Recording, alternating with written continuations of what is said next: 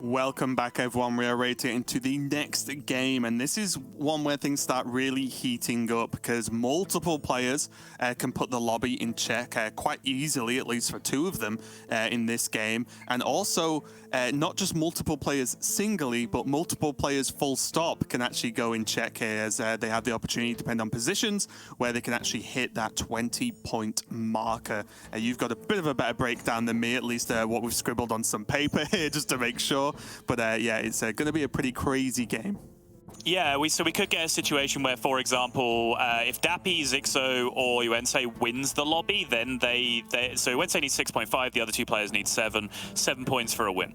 So if any of those three players win the lobby, then they enter the check portion. However, because Max and Dragon are both so close, simultaneously while that happens, Max or Dragon could just get 6th or above, and then they also put the lobby into check simultaneously. Yeah. So we'd be going into game 6 with suddenly we've gone from 0 players being able to win the tournament to multiple players being able to win the tournament simultaneously. Dragon Greybow! Beasts are out this time, though. That's all. Okay, yeah. Oh, Dappy on Tess. Oh, that's huge.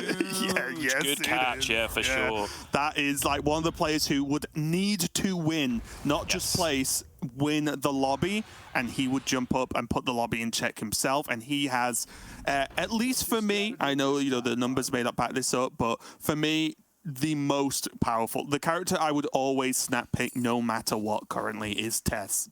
Yeah, interestingly as well, Zixo was the other player who needed a win to be able to put the lobby in check immediately. Zixo is on Flurgle, which I think is a hero that has almost 0 chance of actually winning a lobby, but a very high chance of getting top 4 with Murloc tempo.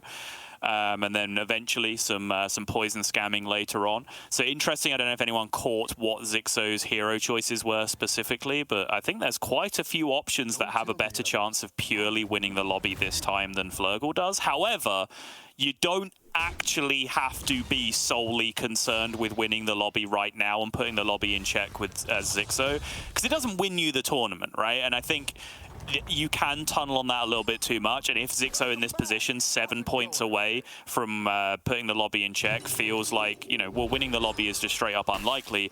I'm just going to pick the hero that gets me the most points on average out of the heroes that I've been offered. Like, I think that's a totally fine approach to the game at this point as well. Yeah, for me, going in here now, there's 2 options for these players. They either say, what do I need to do to get the lobby in check to get 20 points? And then if that is doable, that's option A. If not, the natural fallback is, okay, what do I do to make it the most likely that I can put the lobby in check in the next game, right? Which is clearly what some of these players have to do. And also, I am being unfair, I suppose. When I say Flurgle has almost 0 chance of winning the lobby, what I mean is that Murlocs have almost 0 chance of winning the lobby. Yes. What you can still do as Flurgle is use the Flurgle hero power to set up triples by buying and selling Murlocs until you have triples, and then just triple into a 6 and take Naga, and then transition to Naga. You can absolutely do that as Flurgle, which is a strategy that absolutely can win the lobby. So even then, I think that assessment that Flurgle struggles to win might be a little bit unfair as well. Yeah, and also as we take a look at Uense here on the Varden, a character I like a lot and one I think you don't like as much as me. Maybe I just get lucky with the freezes. But also, just want to point out, Yanase on Millhouse has a very, very strong opening. If we can check in on him in just a second, whenever you're ready, Mr. Lorinda. But the opening there for Millhouse is huge, again, thanks to a minion called Shell Collector, right? Like, they're gaining those coins is pretty incredible. Look how strong this is. This is just ultimate bully style from Yanase. Honestly, I expected more. Just average turn 3 Millhouse, but no, I'm joking, obviously. This is very strong due to the Shell Collectors, but this is just kind of the Millhouse matchup RNG, right? I'm sure Zixo will be having a little moan to himself right now about queuing into the Millhouse here, taking infinity damage just based on facing Millhouse in the early game.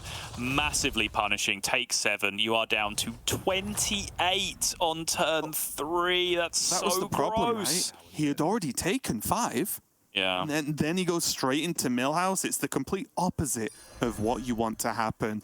Or Dragon here going for patches and you know, clearly playing Pirates out, at least for now.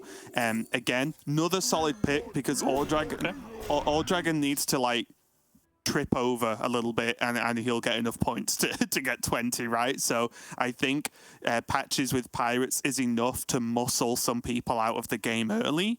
And then All Dragon should be fine, right? He does not need to win. He just needs to not lose, basically.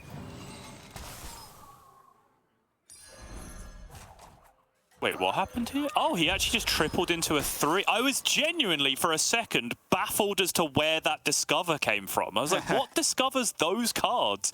And then realized that isn't a 6. Yeah, no, genuinely, like, my brain has just deleted the fact that triples could offer you anything but 6 drops at this point. But yeah, just tripling Lava Lurker into a 3, which, you know, makes sense as Tess. Obviously, you don't have really have the option to freeze triples and greed them over multiple turns because you want to be cycling through each of your opponent's boards to pick up their good stuff over the course of the game. So taking the early triple seems very reasonable here.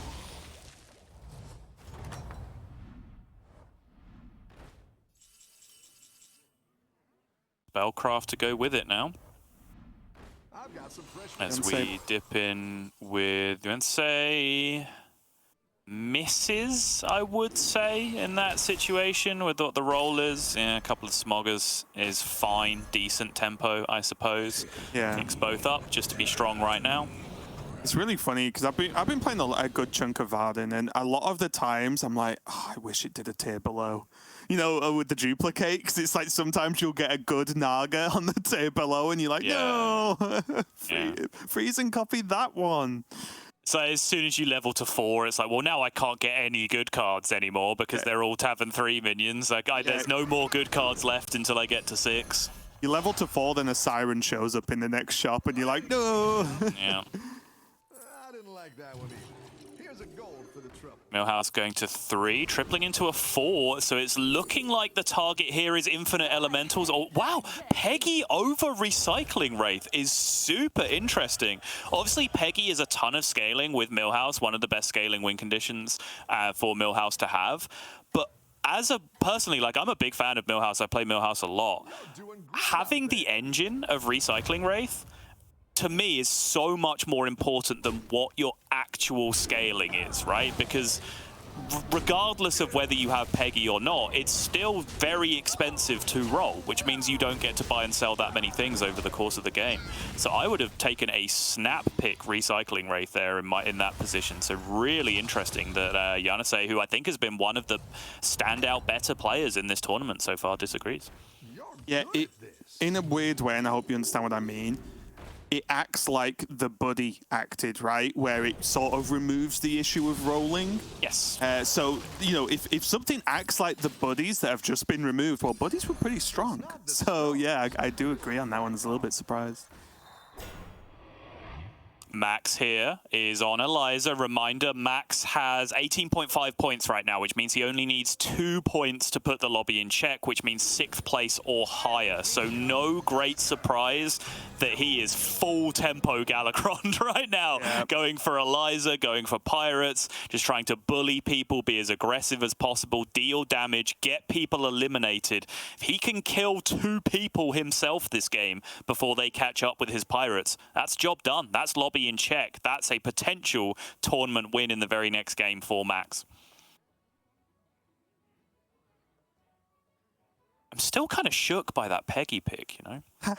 It's living rent-free in my mind. I'll never financially recover from this. I will never. No, Millhouse will never financially recover from this. That is the problem. All the gold spent on rolls. Yeah. The moment, though, 6-0 just sitting at the bottom on 24 health this early is a very dicey number indeed. 6-0, just as an update, is on 13 total points so far. So the problem here would be is if he did get 8, he would again basically need a win and be one whole game backwards, or set back, should I say. So he really does not want to see the 8th place here at all. And looking like he has stabilized. This is very much Flurgle's power window in this mid-game. Tavern 3 finding those buffs a little bit harder now because of the Cold Light Seer nerf, meaning that some of the buffs just aren't really available until you go up an extra Tavern. But I do think overall Zixo is in a position of strength for another 1 to 3 turns, considering how... depending, I should say, on how quickly other people around him spike and what his matchup RNG is.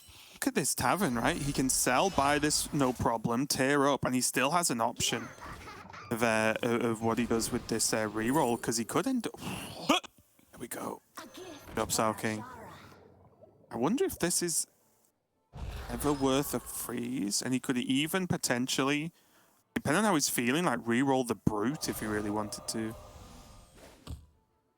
Do you ever just sell by the 4-drop, by the Archer? To like, that's a really clean 4 Naga setup at that point, right? You're essentially trading in You're trading in Mini Myrmidon +3 attack spellcraft for +8 spellcraft. And so, well, I guess it's +6 in this case, 'cause it's a golden version, so it's not actually that much of an improvement.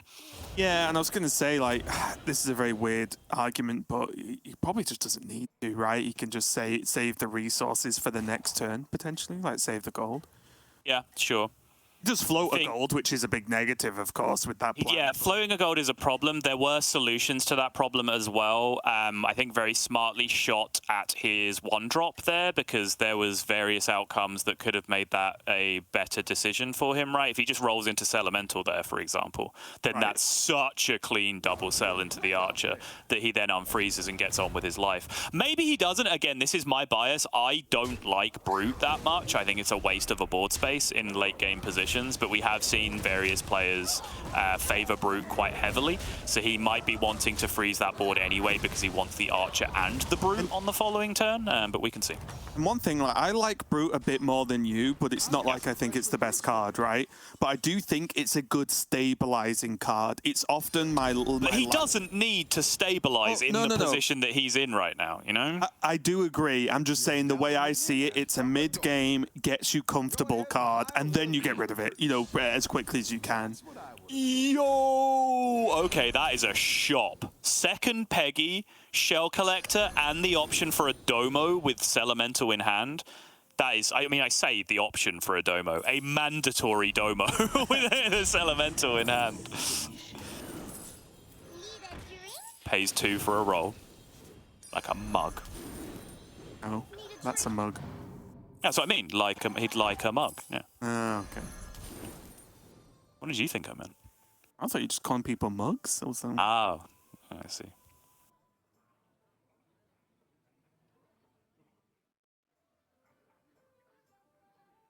Glow scale found now for Alucard. Alucard not in contention as far as I can see for the check positions in this particular game. Agreed. However, very much in contention for winning the lobby and picking up 7 points and potentially preventing other people from doing so with the way this game is going at the moment. I think this is a Shoal Commander, you know. Okay.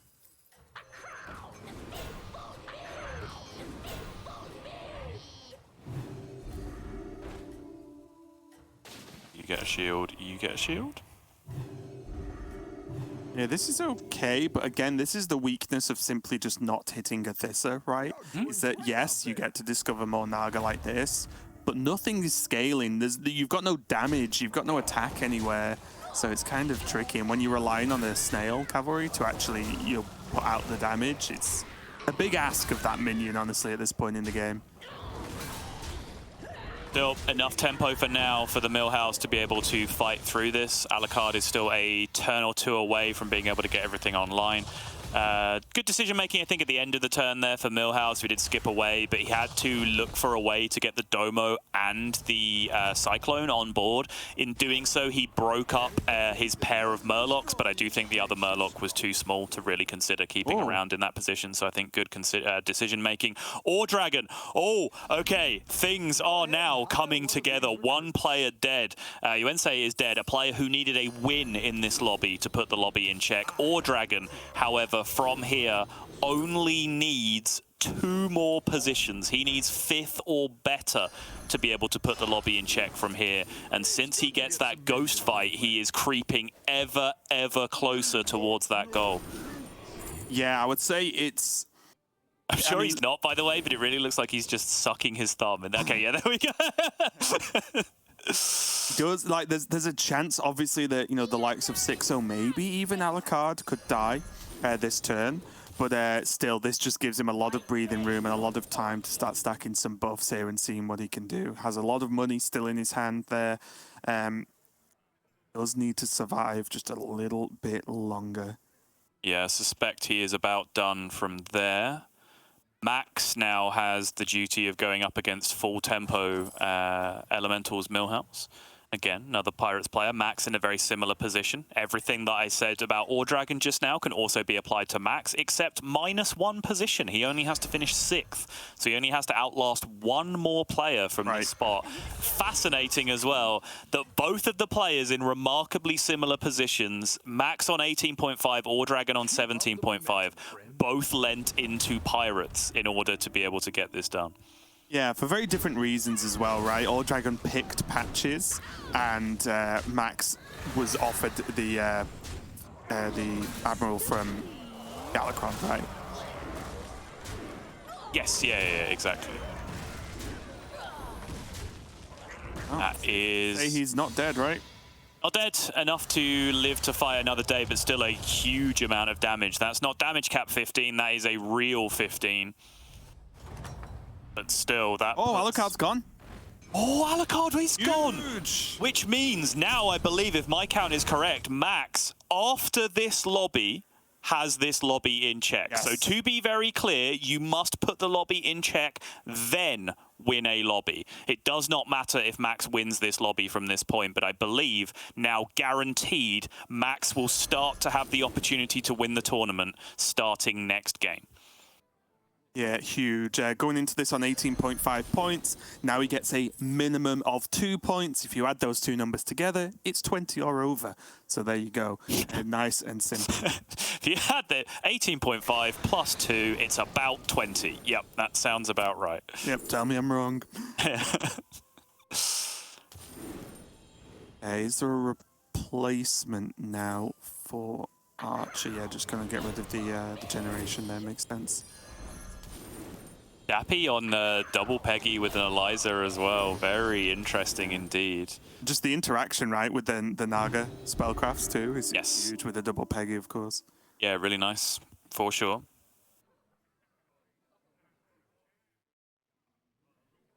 Lorinda did point out in our chat that Tess is unfortunately dodging the other Pirate players at the moment, as if I'm supposed to have sympathy for it. But Tess is on Tavern 4 with an Eliza on her board, so she clearly hasn't been dodging the Pirates for the entire game, has she? But yes, she is now, as you can see, facing against this Patches, which means more Eliza, which also means triple Peggy. So once again, even though it is a weird amount of players going Pirates in this situation, it does look like Tess is going to be able to feed on the defeated carcass of her opponents in this game. Yeah, the big question is, though, is it going to be in... Because basically, Dappy on Tess needs to exactly win to put the lobby in check. And although he's doing a great job, he's Pirates, not Naga. And Sao King currently has 1 HP! Naga. 1 HP! Dragon's just still up, because he needs... Dragon needs 5th, right? He needs 1 more placing, yes, and he's got Max it! Max dies! Max dies means that he will not be the only player putting this in check. Dragon now has it as well. 3 points to his name by finishing in 5th, and that means Dragon goes from 17.5 to 20.5. Mission accomplished for both of those players by the finest of margins. 1 HP and a dream is all you need, and that means Dragon and Max are both now going into the next game with the opportunity to win the tournament. We shall see if Dappy can follow suit, or if Zixo can follow suit, because he has the same opportunity as Dappy does, both on 13 points, meaning if either of them get the straight up win in this game, they will go to 20 as well. The problem is, to do that, they have to beat the king, and that might be don't worry about it. bit of a problem. Don't worry about it. It's fine. Okay. I'll remember that when we play Battlegrounds together, so I'll just make some bad plays and be like, nah, don't worry about it. We'll be okay. Yeah.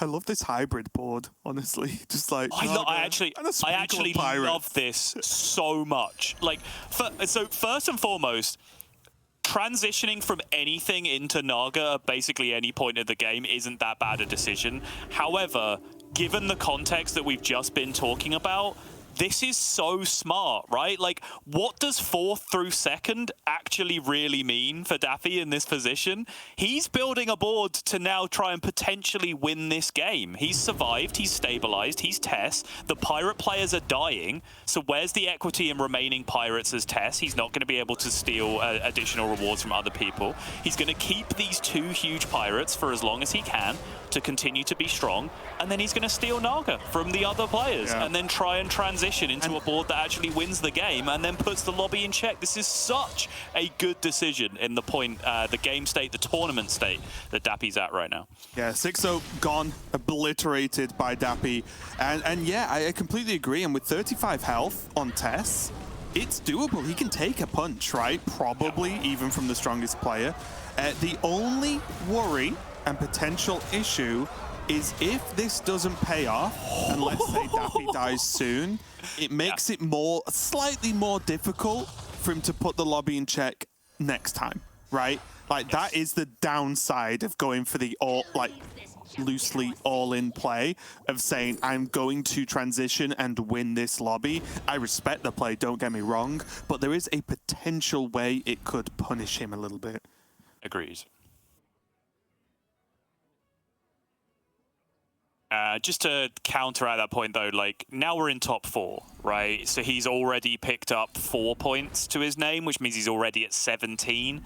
Is the difference between needing 3 points in the next lobby and needing 4 points in the next lobby that big of a deal? Yes, it's 1 whole point, and that's 1 whole positioning. It does make a difference. I absolutely get that. But in terms of risk-reward, right, like, what's my downside versus what's my upside? Your upside is accelerate your whole tournament by 1 entire game, right, which is such a big deal. Are you necessarily going to do that? Are you going to decelerate your tournament by 1 entire game if you get 1 less point in this position? Maybe. So what, you know, one is like provably true, the other is nebulous, which I think is why it is a thing worth going for in this position. Yeah, 100%. Yeah, Sao King just trying to put something in the way, missing a glow scale, which is super important because, you know, his biggest minion doesn't have Divine Shield. The glow scale, that, you know, there isn't a Divine Shield taunt in the way of anything here to soak a couple of hits either. So really, you know, everything else going pretty okay for Sao King here, even though the Athesa isn't golden, which is the dream. But other than that, it really is just a missing glow scale at this point, just to round out the rest of the comp.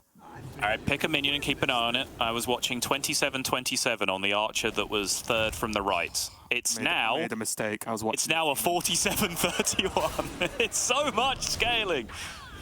3-3 didn't change, so.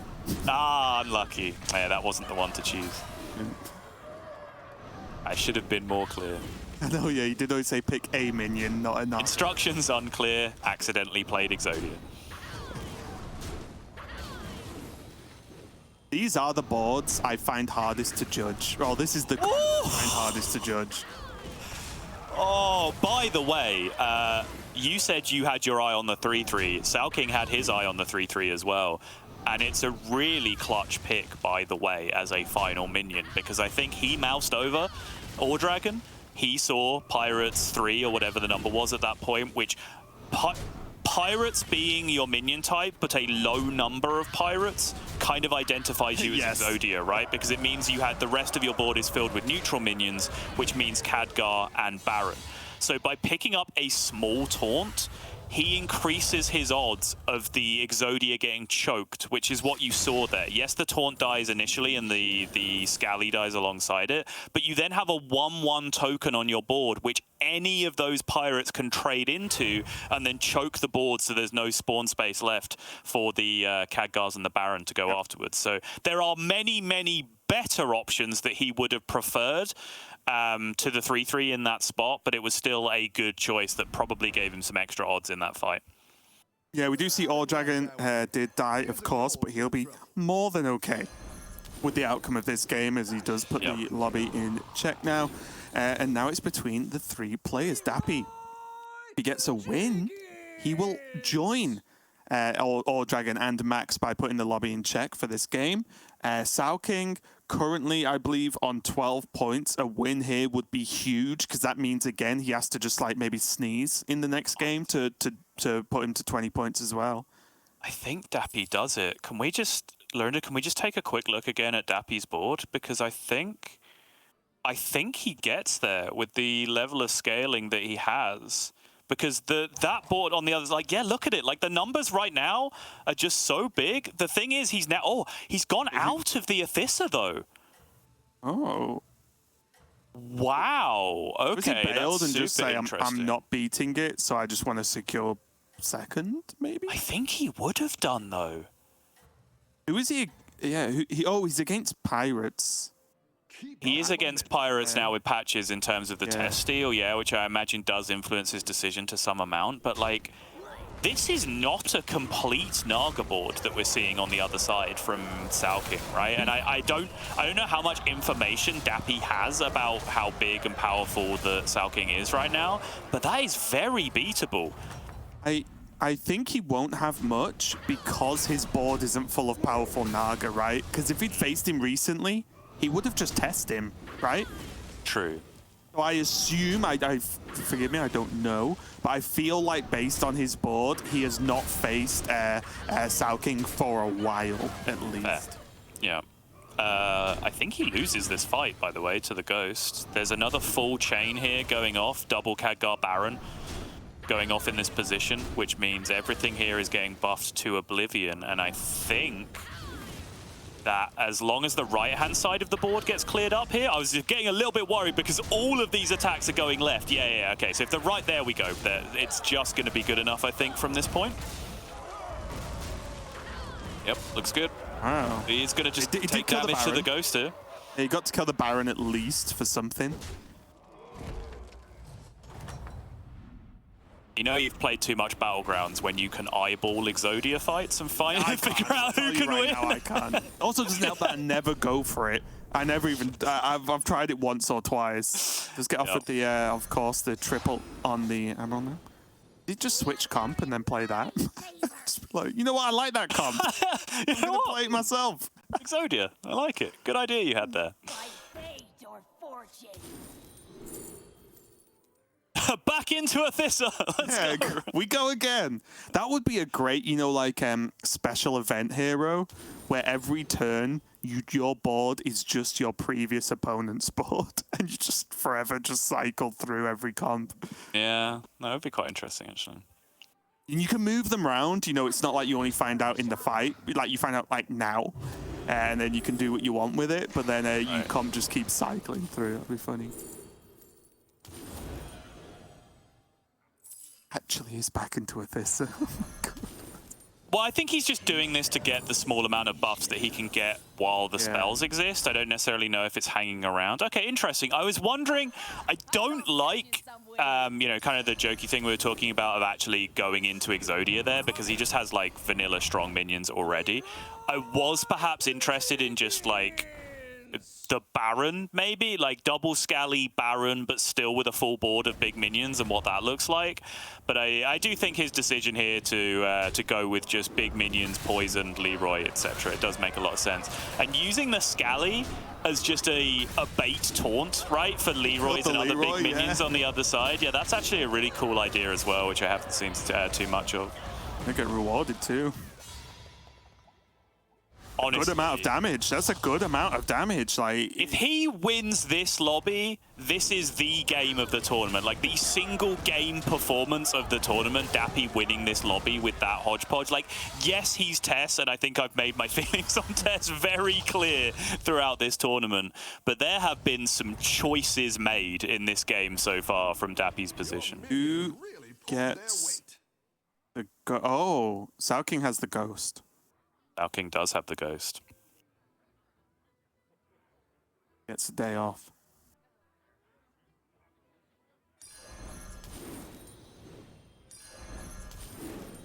Does Yannisei ever? Yeah, I was going to say, does he ever look at this selfless hero and think, huh, you know what? I can probably finish on this worst case scenario. Yeah, I And mean, the minions are big enough, right? double Peggy, right? He has to have very low standards, I think, as to what's a viable minion at this point. He is getting to the point where he has to find some kind of creative win condition against people that are just going to be bigger and better than him. Take a deep breath. The sea swarms with my soul. But at the same time, he's pretty big. And as I mentioned, like, there's no one with the God comp in this lobby from what we've seen so far. Like, Sao King, I'm sure, has made improvements since the last time we hopped in, but it hasn't been the absolute giganuts of, like, 2 Athysas or Golden Athisa with a Golden Siren, with an Orgazoa as well. Like, no one has had the absolute unbeatable giganuts. So the idea of just continuing to scale and just make your minions bigger is valid in this position. A good tactical choice. Except mice. Makes sense. Just go for a final buy, hold on to it, and then get the selfless in there. Or righteous, sorry. Oh, meanwhile, Sao King against the Ghost, just looking at our tracker, has full milked. He has sold out of his board to make room for 5 total Sirens. 1 golden, I mean, I suppose 4 in terms of activation, 1 golden and 2 regulars, just absolutely milking the Athisa that he has for as much as it's worth. Yeah, and even though initially it's like, well, why would you put the Sirens are so small? Does not matter. They add 1,000,000 stats to the board. Oh, wins the fight against Tess as well. Very nicely done from Yannisei. This one is coming all the way down to the wire. I think now these players have taken so much time to actually end up killing each other that Sao King will actually end up winning the lobby with the amount of scaling that he has. Takes out 1 Khadgar, which is very crucial in that position. And I think this is now potentially a tie? Oh, it's a regular Eliza, actually. So no, I think he does end up beating the Ghost from here. But without taking out Khadgar, Baron, like, if he'd have just his 1 attack, if it had gone into the Swabby specifically, I think he loses that fight to the Ghost and dies from that position, which would have been outrageous. Obviously unlucky. Obviously he has massive odds from that position. And you can see the greed that I was talking about on the previous turn with those 5 Sirens, 4 activations of Siren currently on his board. I got it. I was just going to say, he targets the 3 drop to try and hit a Siren, and now he has double golden Siren. Exactly what you want to do. And then rolls the Orgazoid as well.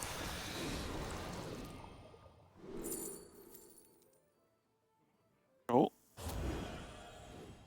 I mean, the Millhouse does have, like, a Divine Shield 90/90, right? Like, the Millhouse is not much smaller than this. Yeah, you see it, like, it's actually pretty big. It is. But how many stats were we saying the Athisa adds? I guess it's not golden. Look, you have to allow some level of coping by just looking at the board as it currently stands and not adding the stats in at the end of the turn. Okay? And not adding the double golden Sirens. Yeah. Forget about that. But, I mean, here's the possibility, right? Yeah, yes, I think Millhouse loses here, right? I think once all of this Siren scaling goes through, there's too many Divine Shields, there's too many stats. Does he always die? Do you always take 14 here? I'm not sure you always take 14.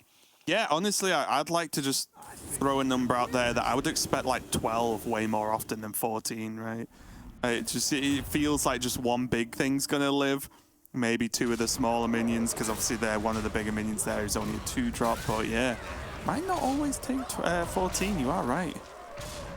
This 100/100 needs to do a bunch of work. Oh. Nope, bad start, yeah. bad start. 6-drop still hanging around. No. 6-drop does hang around, and that is going to be lethal. 18 damage going through.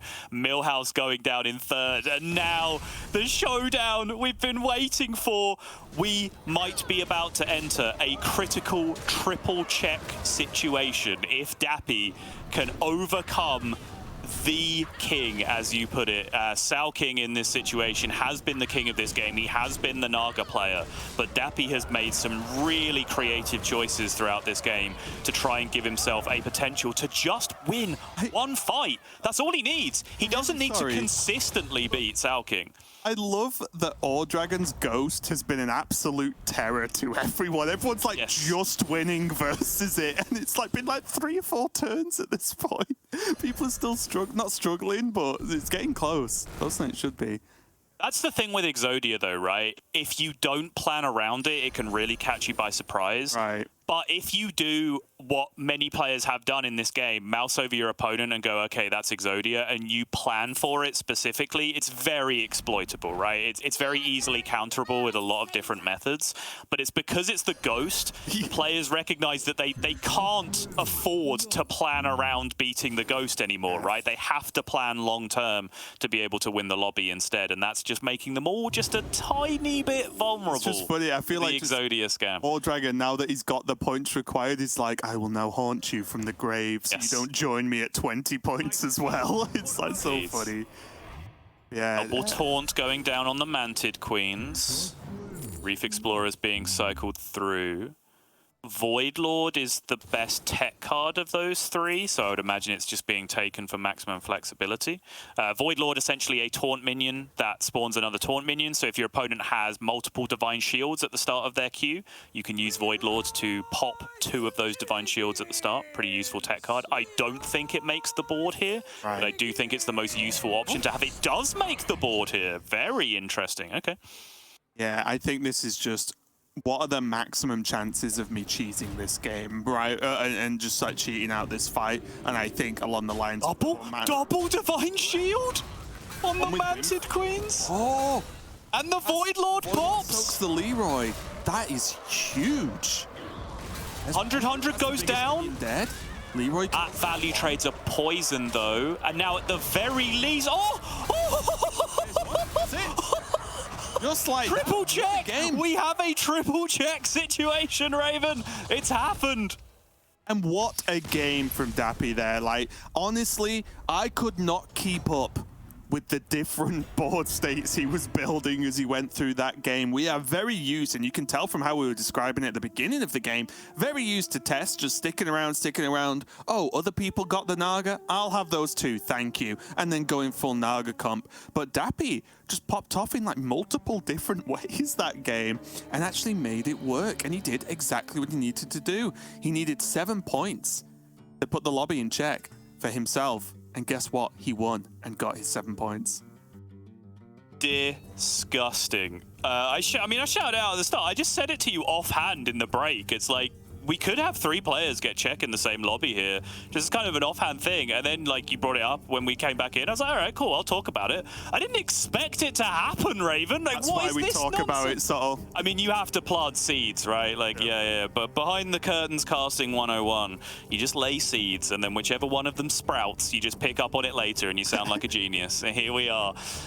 Dragon, Max, and I think most impressively, Dappy now all in a situation. 3 out of our 8 players can all win the tournament in our next game with a tournament win. Quick refresher, if you have no idea what we've been talking about for the entire last game. Firstly, sorry. Secondly, this is check format, so it's kind of a multifaceted win condition. Step 1, get to 20 points. Nothing can happen until you reach 20 points.